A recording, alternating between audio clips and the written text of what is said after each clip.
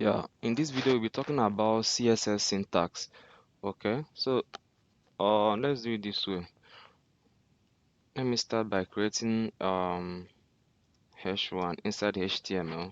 I split my screen into two. So one screen is for CSS. This is an external CSS. I linked it in my HTML file. Here's where I linked it.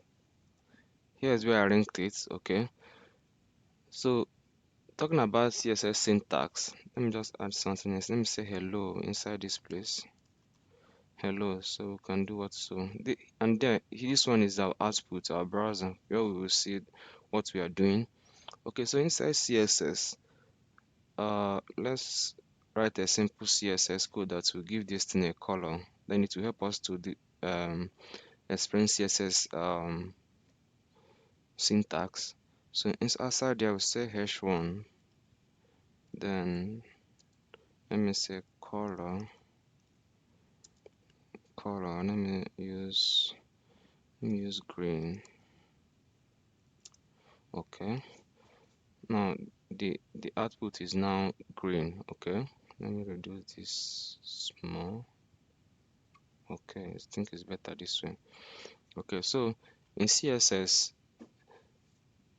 anything before you put your curly braces is called the selector. Like this now, let me give space as I'm explaining. Like this now, let me highlight it. This hash1 now is a selector. Anything that you type before you put your curly braces, this is curly braces, it's called a selector. So that is the way the way they do it in CSS. Okay, then the next one is this curly braces. Now this curly braces, let me bring it back to where it's supposed to be. Okay, this curly braces. Now anything inside this curly brace, from this curly brace to this opening closing brace to the closing curly braces, anything inside is called declaration block. Yeah, it's declaration block. Okay, then the next thing is these ones. Yeah, these ones, this is called a declaration. This line is called a declaration.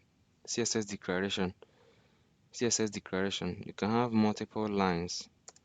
Let's say you can add another thing.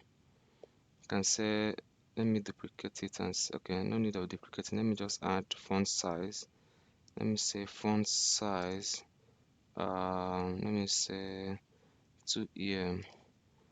Okay, I can see, let me say 4em. Okay, yeah, it's a bit larger now. Okay, so this is called CSS declaration. This declaration is always inside the declaration block. So another thing is semicolon. This semicolon now, each declaration must end with a semicolon. This is a semicolon. This thing now, this is called a semicolon. So each of them will end with a semicolon. If you not put it, definitely the code will not have any effect on your elements. Let's screen this semicolon and see what will happen. You see, everything will return back to normal. It has no effect. So you have to put that semicolon. That shows that is only when it will be effective. Okay, so you have to put the semicolon. Okay, so the next thing we will talk about is this one, like this color. Now this color is called a property. It's called a property. Okay, so it's called a property, and then this one now is called a value. Color is called a property, then the green is the value of the property, which is green. So, and it's always separated. You can always separate it with this colon. It is always being separated with colon. The two places you separate it with colon. Okay, if you remove the column, it will not work. It will not work. Definitely it will not work. If you remove the column, it will not work. So you have to put back the columns. Okay, that is the CSS syntax. And then another thing to note is that CSS declaration of property is always case sensitive. It's always case sensitive. Okay, if you put, let me say C here. Okay, let me say C. I think it will still work.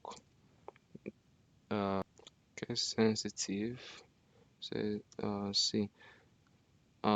If I make it block letter as uppercase, it will still work, but that is a case sensitive. Despite is working as you see, there's a point where you will be designing or styling your stuff in HTML, doing some styling. You will see the effect of not being mindful of the sensitiveness of the CSS. So CSS, both the property and the value are case sensitive. Okay, it might not happen here, but when you start styling and advance in styling, there's a point you reach.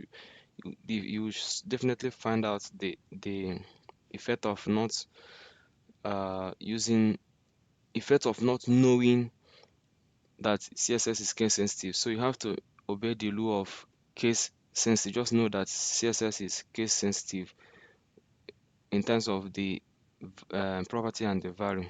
Okay, so that's it for CSS syntax. This is the simple CSS syntax that we'll talk about.